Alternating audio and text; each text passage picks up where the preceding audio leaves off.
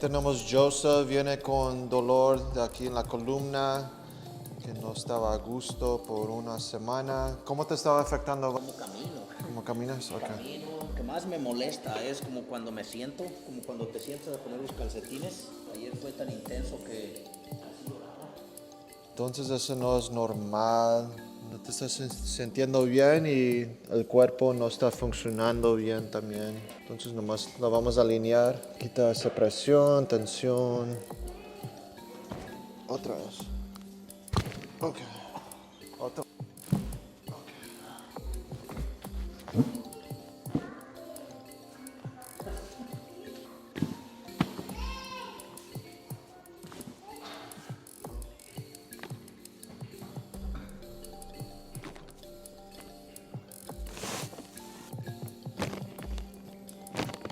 ¿o sí, mamá? Se rompe.